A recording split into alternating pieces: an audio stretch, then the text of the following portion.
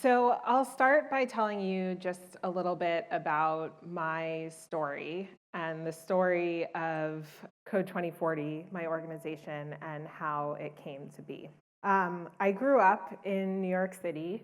I'm biracial, and I learned recently that actually at the time that my parents got married, only 1% of marriages were biracial. But I grew up in Morningside Heights, a really diverse neighborhood where folks who were from blended mixed families were the norm. And I went to a public magnet school, Hunter Elementary School, and then Hunter High School, where again, I was used to being totally surrounded by diversity.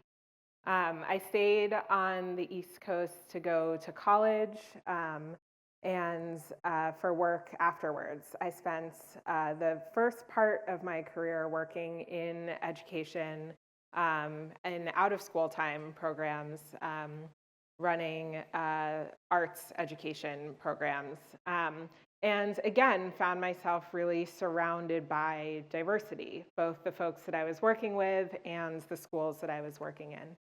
I decided to go to graduate school mainly because I was really interested in how to take some of the skills that I saw being applied in the business sector and to bring those structures and insights into the nonprofit sector, particularly around the sort of disconnect I was looking at between how nonprofits get their income and how divorced that often is from the mission. So when I was choosing graduate schools, I looked at where I thought I could sort of be surrounded by folks who would support that vision. And I ended up at Stanford. So I moved to Palo Alto. Actually, technically, it's Stanford, California. It's its own city.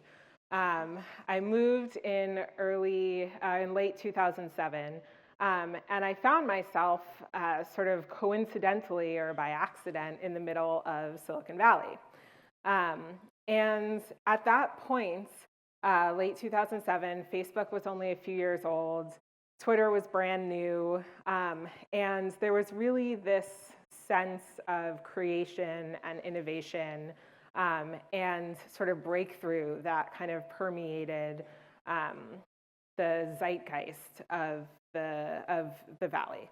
And I was really shocked by this sort of entrepreneurial spirit, the degree to which when people said they had an idea and wanted to do something, that the answer was, yes, how can I help? It really felt like being in the middle of something.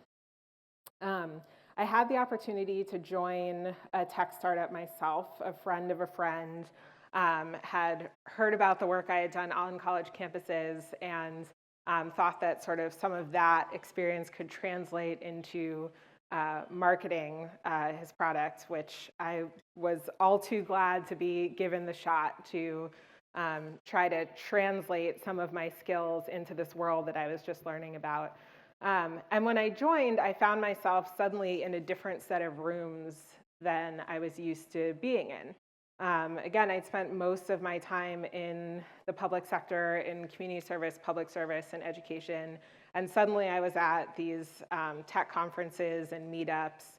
And I was really struck by, yes, how innovative and creative these spaces were, but also how homogenous they were.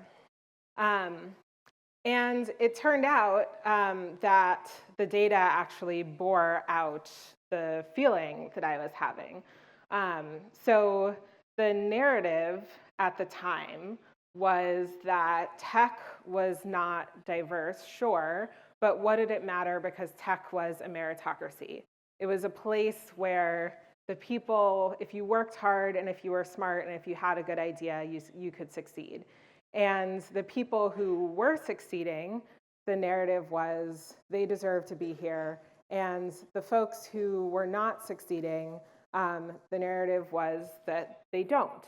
And to the degree that there was a discussion about diversity and inclusion in tech, it was chalked up to a lack of talent. The reason why there weren't more women or there weren't more people of color was that there was a lack of talent in those groups that didn't sort of match up with what was needed or rewarded in the tech industry. And there was really a deep doubt, and it was totally normal to express the deep doubt of the quality of the talent of a group that was sort of other. So you would hear all the time people say things like, if there are qualified women out there, we'd love to hire them. If there are qualified Black engineers out there, we'd love to hire them. And it always really struck me because the people who were saying this were sort of not thinking twice about it, but I had never heard anybody say, if there are qualified men out there, we'd love to hire them. Or if there are qualified white people out there, we would love to hire them. Nobody doubted the quality of the people who were the in-group, but there was a lot of doubt of the quality of whole groups of people and whether they sort of deserve to be in the room. But this narrative really rang false to me. And again, the data backed me up when I dug into it. It turned out that even as companies were claiming that there weren't engineers of color out there to hire, that there was a big disconnect between the number of folks who were going through the education system and those who are making that transition from education to employment. It turned out that I wasn't thinking these thoughts on my own. I had coffee with a friend of mine from business school, Tristan Walker, and he had been working in tech as well. He had an internship at Twitter and was at the time working at Foursquare. And he had also grown up in New York City, had also grown up in really diverse environments, and was also hearing some of the same kind of dismissive narrative, the same excuses. So we decided to do something about it. We said that if there was talent out there, and if there was opportunity here where we were in the center of the valley, and it wasn't finding each other, then that in effect was a market failure. It wasn't a failure of the individuals who were not getting the jobs, but that we needed to create a market maker, something to kind of solve for that disconnect between the talent and the opportunity. And so in 2012, we launched Code 2040, and that summer we piloted the Code 2040 Fellows Program. So the Code 2040 Fellows Program started out really small in 2012 with a pilot with 5 students, but I'll talk a little bit about what it looks like today, or more accurately, this past summer, since we haven't actually announced all of the numbers for next summer, which we'll do in a few weeks. So the Fellows Program today brings roughly 100 students from around the country together for a summer in the Bay Area for a career accelerator. They get a full-time internship at one of our partner tech companies. We do workshops, speaker series, networking, mentorship. They get peer support. And at the end of that, they become our alums. We work with about 50 companies over the course of a summer, and the companies that partner with us to work on the Fellows Program get access to a pool of talent that they otherwise have had trouble reaching. They get the ability to host interns. They get coaching and training from us on their own diversity and inclusion goals. And they get recognition for the fact that they are actually putting their money where their mouth is and taking a step, as opposed to just talking about it, which in turn helps sort of attract more talent. What we realized after a couple of times running the program was that not only were we directly impacting the lives of the fellows who were participating, but we were also gaining some unique insights into why the market failure that we'd observed was happening in the first place, and how we could change not just those impacted by it, but the nature of the market itself, how we could actually look at not just building the bridge between the talent and opportunity, but actually working on the supply side and on the demand side as well. So one of the things, so I'll start with what crassly we can call the supply side, so the talent side of the equation. And what we realized spending really deep time with the students who are participating in the Fellows Program, and through additional research that the team took on, that there are really 4 challenges that were holding Black and Latinx computer science students back from both persisting in computer science when they were at college, and also from making that transition that we were really interested in, and that we really felt like was a key piece of the puzzle from education to employment. So the first was the social isolation. So students would report often being the only Black or Latinx or woman of color in their computer science program, and how isolating that felt. And also when they would spend time with their social groups, that they were often the only person who was studying computer science. And so they didn't have that sort of peer understanding and support available to them. And that made it really hard to persist. They also reported a lack of mentorship. So not actually having someone who had kind of paved the path and made that leap, who they could talk to and learn from and rely upon. They were often the first or the only person in their family to, in some cases, to go to college, but also to study computer science or engineering. Their parents didn't understand what they were studying necessarily, and they didn't have kind of older folks in their life who they could rely on in that way. We also found that there was a real lack of exposure to the industry. I think about this as like the lack of a carrot. So computer science is a notoriously hard major, and when times are tough, it's important to understand the why. Why are you persisting through? Why stick with tech engineering as opposed to switching to something that may be easier? And a lot of students didn't have any sense of what was actually waiting for them in the industry. So as opposed to thinking like, this is really hard now, but look at what the payoff's going to be, often students would think, this is really hard, I'm going to switch to this other major where my grades are going to be better, I'm not going to be kind of banging my head against the wall or pulling all-nighters. And so even if they loved the work or may have loved their job, they didn't necessarily know, have the exposure to know that. And then the 4th bucket is a lack of previous tech experience. And this was particularly notable in the first semester and the first year. It's actually, I would say, a myth that you need to start learning computer science or coding early. And in fact, some of the folks, one of our board members built the first shopping cart on the internet, and he was an English major and taught himself to code after college.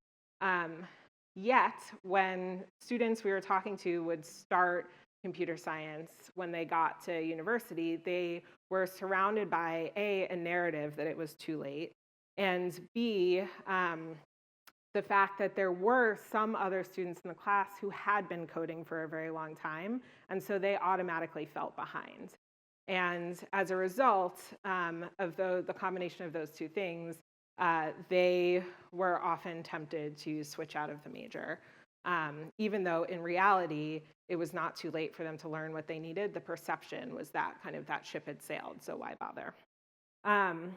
So those insights are what led us to launch Code 2040's second program, which is called TAP. It actually stands for Technical Applicant Prep, but a little bit like how KFC has sort of moved away from actually spelling out what it stands for. We now just call it TAP because it's really evolved over the last few years.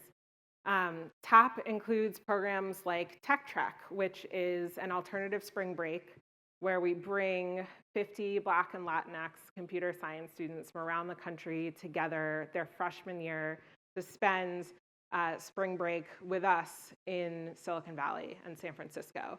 And that starts to get at a lot of those factors that we just talked about. So the industry exposure, the social isolation, we connect them with folks who often stay as their informal mentors moving forward. And TAP has also led us to really great evidence and insights around the importance of other organizations' work that are exposing students to tech and teaching coding in high school, which gets at that fourth bucket. That's a little bit about kind of what we learned and did on the talent side of the equation. But there was also plenty of work to be done on the demand side, on the companies. They were actually facing just as many challenges, and a lot of times the rhetoric they were using of the talent isn't out there was covering up the fact that there are actually a number of challenges that they were facing, some of which were of their own creation, that could really help them get beyond that initial sort of dismissing of the ability to solve the problem. So as we worked with, at this point, we've worked with a few dozen companies and placed a couple hundred students in internships. We started to get this really interesting insight into what was happening on the company side. So one challenge that the companies were facing was a lack of diverse networks. So a lot of their recruiting was heavily referral-based, and it was ending up creating this sort of echo chamber where the job descriptions were being circulated amongst the same folks, or they had folks from one university, and then the next year, those people would go back and tell their friends on campus, and they'd get more folks from the same university, and it was sort of hard for them to branch out. We also found, interestingly, that companies were having real challenges in their ability to assess diverse talent. There's probably an entire separate session, and you all are probably not the audience for it, of what it means to assess technical talent and the ways that companies were doing this that were causing them to completely miss diverse talent that was in front of them. And the interesting thing is that Code 2040, we discovered that because we were in this kind of broker relationship, that we had a data set that companies couldn't get elsewhere, which is that we could show them their false negatives in their hiring. So if you're hiring someone, you get to see the false positives. You hire the wrong person, they show up, they start, it's really painful. But if you are hiring and you pass on someone who would have been amazing, it's actually really hard to ever know that. And what we were able to do is go back to companies and say, you passed on these 6 candidates, and here's where they ended up. And you've said that these are your peer institutions. And that caused them to kind of rethink what the actual issue was. Is it the talent, or is it the way that we're assessing the talent? Companies also have culture challenges. This has been in the news a lot lately, but in many cases, sort of the culture that organically develops at the start of a company that sort of propagates as a company grows is not the most inclusive version of the culture. And there actually needs to be some rethinking and changing of culture in order to be a place that is welcoming for diverse talent, where diverse talent can be successful. And the fourth is that actually managing a diverse workforce is a competency. And it's a competency that a lot of companies didn't have, and frankly didn't have a way to develop or practice because they didn't have the diverse workforce they needed to develop and practice it. And so we're able to sort of create some solutions around that as well. So in addition to the internship placement work, which is sort of the core of how the Code 2040 Fellows Program started, we added a number of other services that are designed to actually build capacity within companies. The way I always talk about it with my team is we never want Code 2040 to be the bottleneck for companies to say, we don't need to figure this out because we're going to partner with Code 2040. They're going to get us the talent we need, and we don't have to worry about it. We want to actually be upskilling companies around diversity and inclusion as we work with them. So we work on their recruiting strategy, their job descriptions, onboarding support, manager training. We do allyship training and executive coaching. And I'll make a note, too, that this is something that companies pay for. So going back to sort of that initial idea that I had of how do we kind of tie a business model a bit more tightly into impact. One of the things that we realized as we were putting together the Fellows Program was that we were generating a lot of value, but there was value that we wanted to give away to the students in their participation, but there was value that we wanted people to pay for. We didn't want to be a nonprofit that helps tech companies. We wanted companies to pay for all of the knowledge that we were gaining. So I'll note here, too, taking a step back, that there's more than one way to solve any given problem. And the programming, the sort of core that I've been talking about, is about looking at existing systems, sort of the existing market for talent, and iterating on it to be more inclusive and effective. But at the same time, we were asking ourselves, what if you could bypass those systems altogether? And a couple years ago, I started asking the fellows a question when I spoke to them at the beginning of every summer, which was, who here thinks that they want to start their own company one day? And about 80% of students would raise their hand and say, yes, I think that I want to be an entrepreneur. And what we realized was that there was this great interest on the one hand, but also there was a real lack of kind of pathways and support in the existing ecosystem for that. So the question that we started asking ourselves was, what if instead of, or in addition to, kind of retrofitting existing companies, we could also help founders build equitable companies from the start? And what if those founders were Black and Latinx themselves? So what we had learned from the Fellows Program was that it was possible to have this combination of direct impact that led to systems level insight. This idea that the Fellows Program was a direct service program and also a learning lab that kind of fed the rest of the organization. So we decided to try a similar learning lab model with entrepreneurship. And around that time, Google for Entrepreneurs called up. They have a partner network of tech hubs around the country. And those tech hubs were really interested in resources around racial diversity and how they could create more inclusive ecosystems. They looked over at kind of what had happened in the 30, 40-year journey of the forming of Silicon Valley and realized that they had an opportunity early on in the development of their tech ecosystem to actually do it differently and more inclusively. So we designed the Code 2040 residency. The residency has 3 goals. One is to support Black and Latinx tech entrepreneurs. 2 is to support tech hubs in becoming more diverse and inclusive.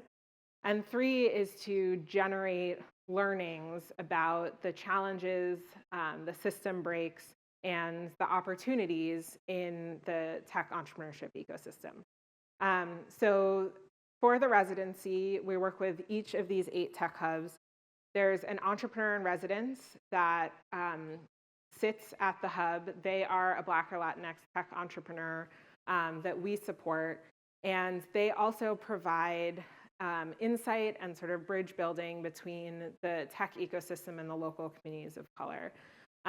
We help the hubs develop competencies around tracking data and becoming more inclusive. We run trainings, and we get a bunch of data from the hubs and the entrepreneurs sort of fed back to us. We actually are announcing our next class of entrepreneurs and residents on Saturday. We're having a party if anybody's free and wants to come.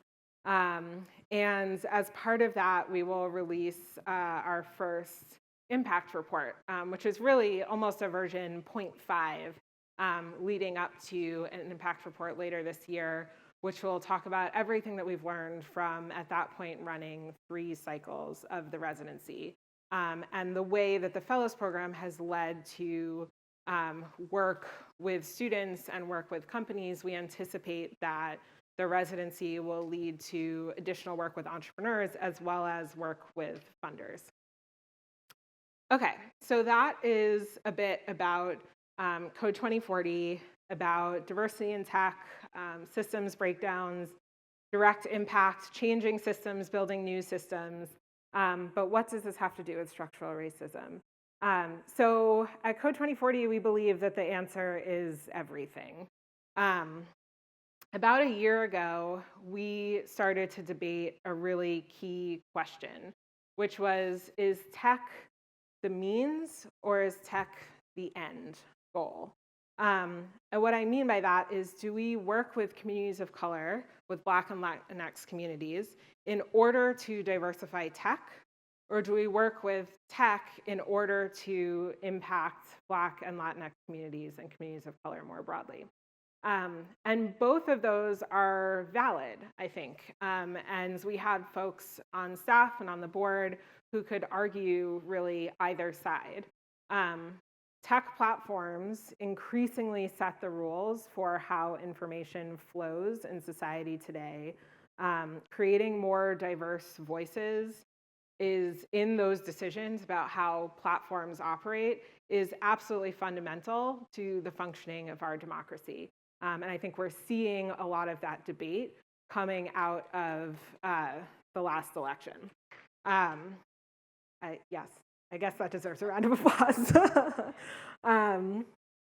But where we landed as an organization was that while that was truly important and fundamental, that for our work at Code 2040, that is the byproduct, not the point. The point of our work is to create economic empowerment. And we looked at this stat. This is, I think, one of the things that really was most salient for me when I discovered this, that if you look at the median household income of a Black family in America and the median household income of a Latino family in America, and you combine those, that's basically the entry-level salary of a software engineer in America. And so you start to think about the power and potential of kind of fixing that education to employment transition for Black and Latinx students and what that can mean for their ability to transform the economic future, their own economic future, the future of their family and their communities. And early on, I remember we had a group of students that was riding on Caltrain from Silicon Valley up to San Francisco, and they were talking after a session, and they suddenly realized that as summer interns in college, they were making more than their parents made after 30 years in the workforce. And that was a pretty powerful realization for them. So the other part of this calculus is that when we think about the nature of tech and the economy, it's not just about today, it's about where the economy is going. So this is another stat that I heard recently that really blew me away, which is that half of all jobs in the top quartile by salary today require some coding skills. That, as you can imagine, is not something that we could have even imagined 15, 20 years ago. And so you look at kind of where the economy is going, And this is a skill set that for economic empowerment and access becomes even more important. And I think the important thing here, too, is what we think of as tech and tech companies. There's a tech sector today, but as tech becomes more and more prevalent, every company is going to be enabled by or driven by technology. And a lot of the companies that we sit and talk to now are companies that you wouldn't necessarily think of as tech, but have over a third of their workforces actually have technical skills. Which means essentially that being shut out of tech is the equivalent of being shut out of the economy. And the racial disparities that we see in wealth and in home ownership and in income today are both legacies of past structural barriers, and they're being reinforced over and over again today, day in and day out. The Reverend Jesse Jackson put it succinctly, talking about his work on diversity in tech, his visits to Silicon Valley, his agitating in the boardroom and at shareholder meetings, that this is the next step in the civil rights movement, that diversity and inclusion in tech is the economic equity thread of the 21st century civil rights movement. So this aspect of tech being a means to economic empowerment for what will be the majority of the country. Code 2040 gets its name from the fact that in the year 2040, that will kick off the decade when people of color will be the majority in the US. It's critical that we ensure that everyone is included in the economy of the future, because we're talking about, within 25 years, most of our country. Which brings me to Code 2040's bold goal and our vision for the year 2040, which is that Black and Latinxes are recognized as valued and powerful innovators. We're leading benefactors to and beneficiaries of the innovation economy. We have the economic and social capital we need to thrive and build generational wealth. This is a vision of the world that only comes true if we pull every lever that we know how to end structural racism. And at Code 2040, we believe that diversifying the tech sector is one of the biggest levers that we have to pull as we work towards this vision. And we believe that this is possible in the next 25 years, to live in a country, in a world that is free of structural racism. And we look forward to living in that, but it's going to require hard and intentional work along the way. Thank you.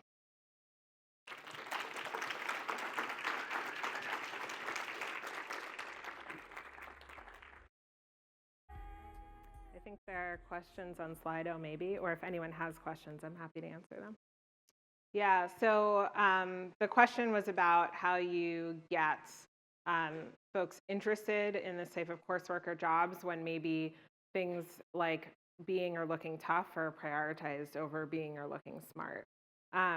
So I think first I'll say Code 2040 focuses on like that last transition from education to employment. So we're working primarily with students who have already raised their hand in some way and said, I am interested in tech. But we partner with other organizations like Kino Labs, Girls Who Code, Black Girls Code, who do that sort of kind of how do you spark interest work. And I'll talk a little bit about Kino Labs. Their method of doing that is using a hackathon model. So essentially giving students the opportunity to build and create solutions to problems that they see in their day-to-day lives. So empowering them to solve problems as opposed to it being about academics or grades or smarts. And I think one of the opportunities with kind of sparking students' interest with tech in particular is that fundamentally tech is an approach, it's a tool. So whether it's not sort of its own end goal. So I've seen, and actually Hino and Kalima, who runs it, um, ran the first hackathon for Black male achievement in Oakland. And they had students come together and identify problems that they wanted to solve in their neighborhood, in their schools, and to use tech as a tool to do that.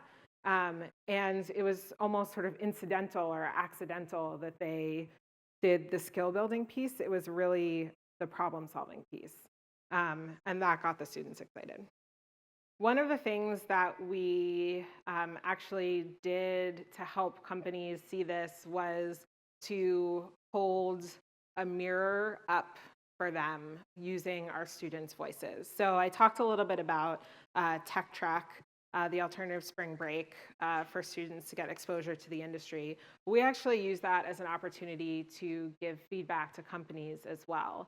So we'll do a pre-survey with the students of all the companies that they're going to visit, and ask them a bunch of questions around their kind of familiarity with the company, their perception of the company, their desire to work at the company. And then we bring the students, and for most companies, it is the first time that 50 Black and brown engineers have walked through the door of their company at the same time.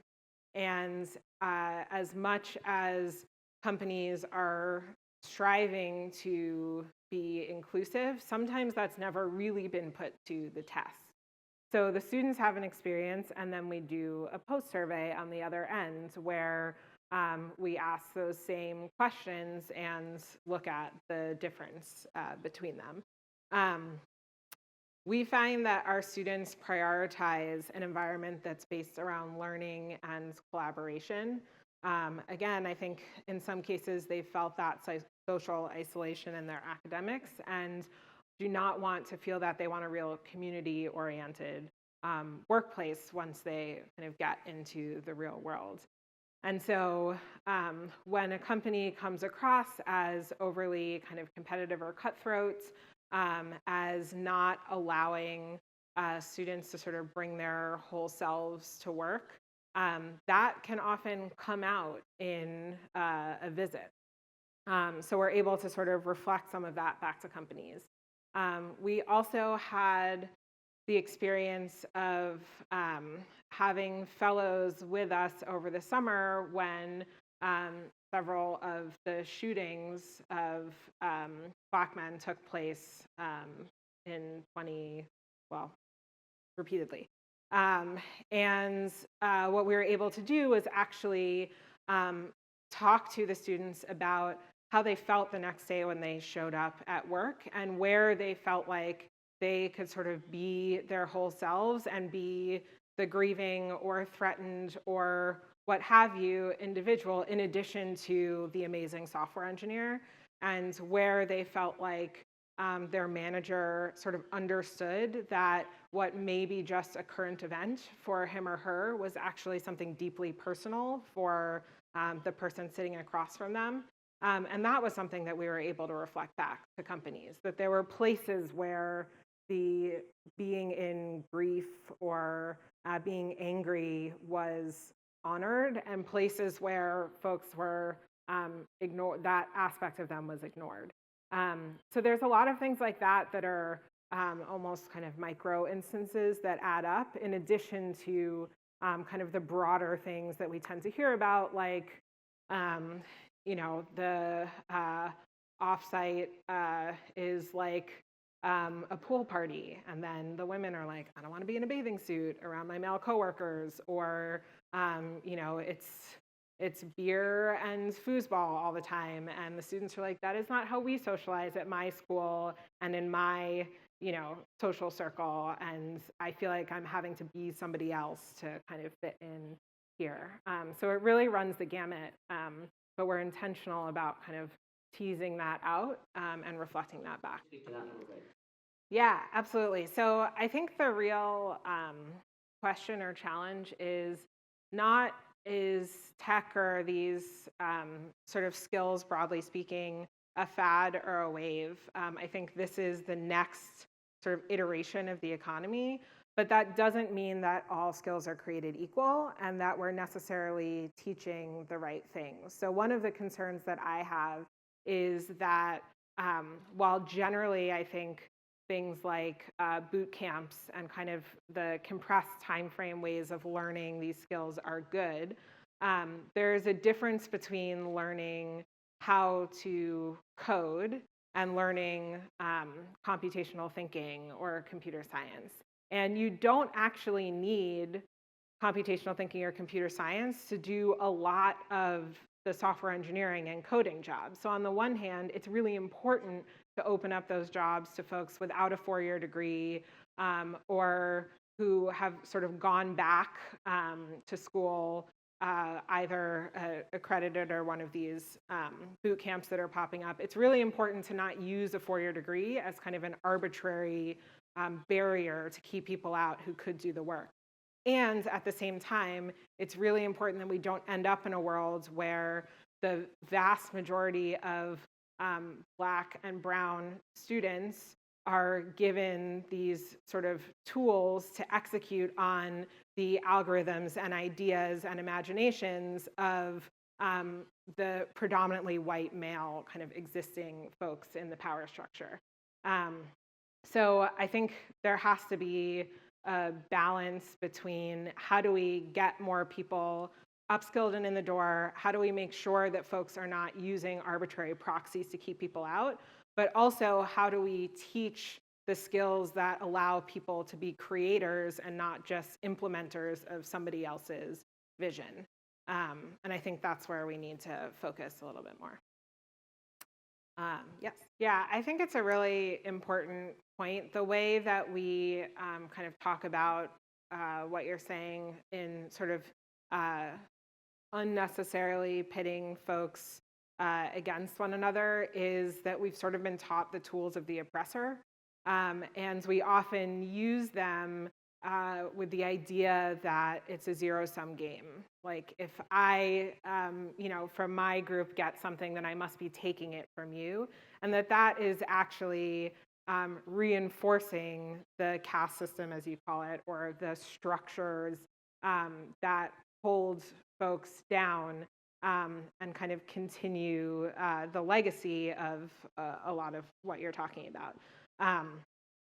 Our view is that it is possible to center a community in your work without it being a zero-sum game, and that there's a lot that you can impact and learn from working with a particular community, in our case, Black and Latinx individuals, that we fully hope and intend will, again, end structural racism for everyone, not just for the folks who are in our program or who are from the same background as the folks who are in our program. And I think having that mindset that you're describing of where actually there's a lot of this where we're all in it together, and there's a difference between kind of a focus or an understanding of a particular group and saying that I'm going to get mine and it's okay, whoever I leave behind is okay.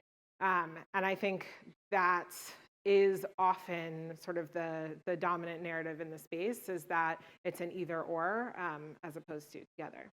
I think the challenge for all of us is how do you both kind of have that inclusive language that brings folks along without letting it take away from or water down kind of the specific history that a variety of different groups have experienced that we need to account for and learn from.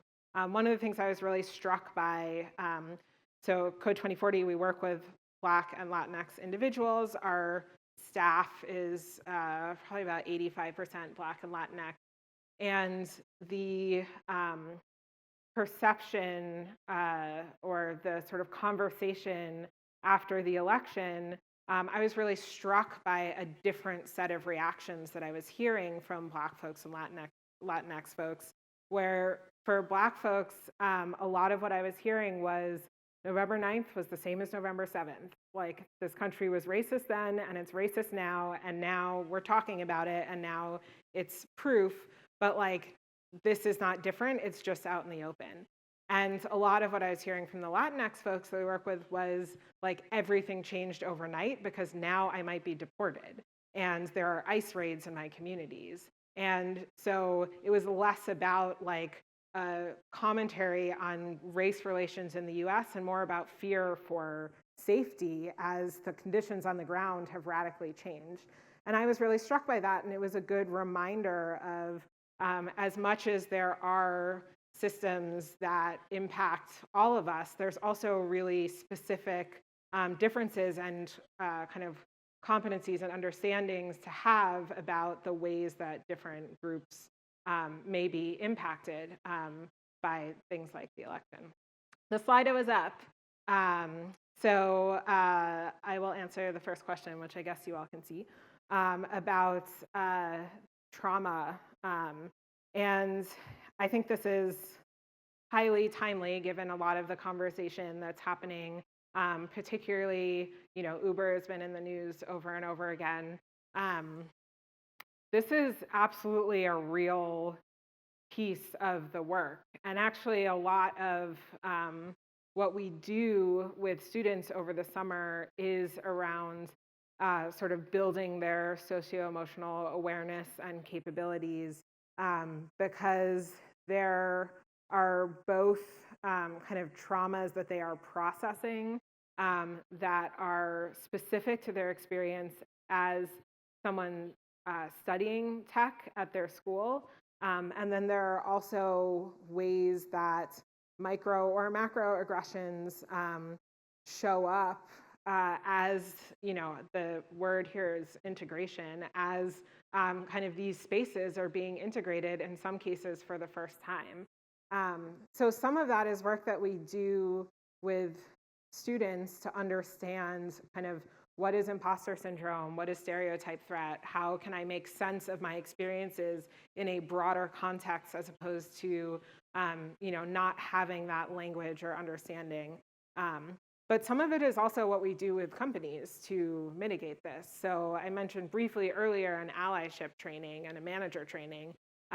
This is really critical because a lot of folks who are responsible for a student's experience over the summer may not have the kind of competencies or the consciousness or the context that they need in order to be effective managers and allies as some of these things are coming up. So we have started to develop actual curriculum around that. And I think, a lot of, for folks familiar with the space, a lot of the narrative around like what is needed or being done in tech is unconscious bias training. And I will say that the first time that I sat through a major tech company's unconscious bias training, I was really struck by the fact that it was mostly like a review of what I learned in my first semester psychology class in college. It was highly academic. It was quite interesting, but it was not very applicable when it came to, okay, I'm about to walk back to my desk and sit down with the exact same coworkers that were there when I left an hour and a half ago. What do I do differently now? And so the work that we are developing and piloting is that question. What do I do differently now? How do I understand my own blind spots and what triggers me as a way to create empathy for what may trigger somebody else and how I can create a space that's safer for folks from all backgrounds.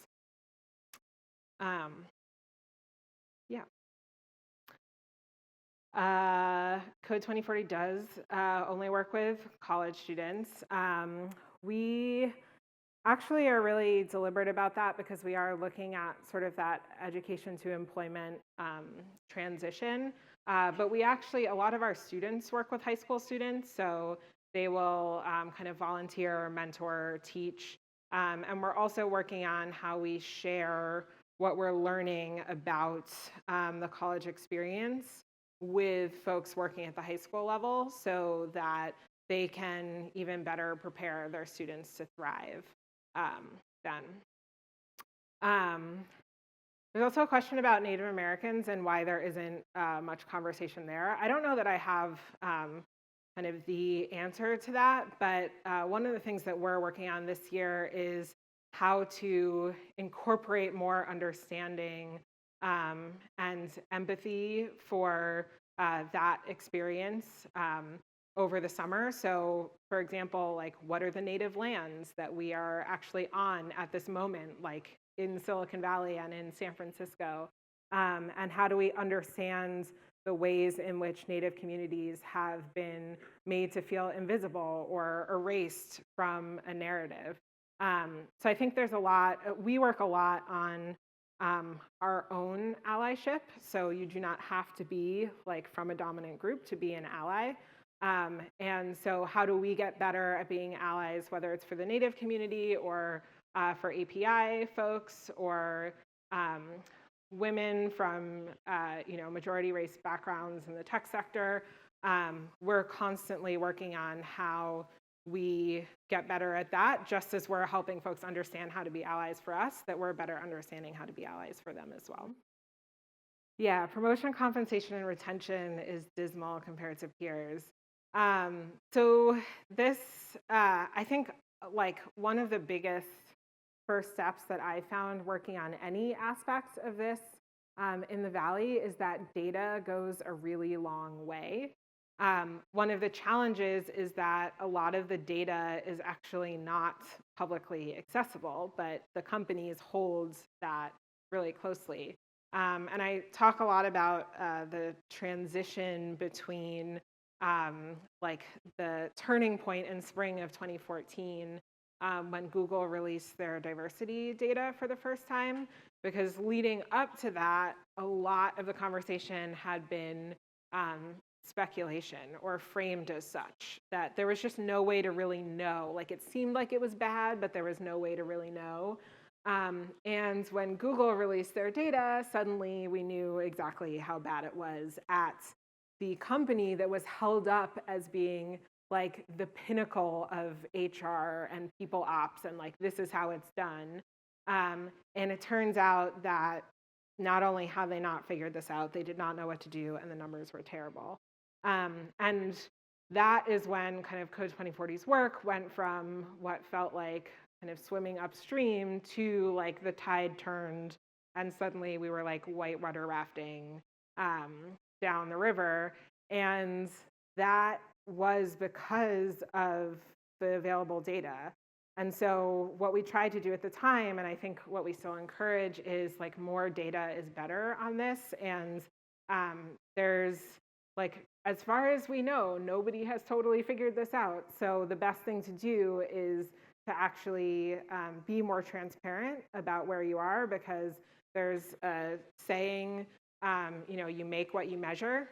And if you are actually being conscious of the data and data-driven, then you're much more likely to actually be able to create change than if you're just kind of guessing or shooting in the dark. So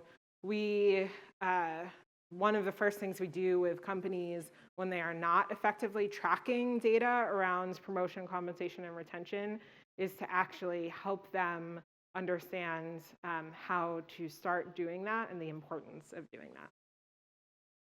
Cool. I think we're at time. Thanks, everybody.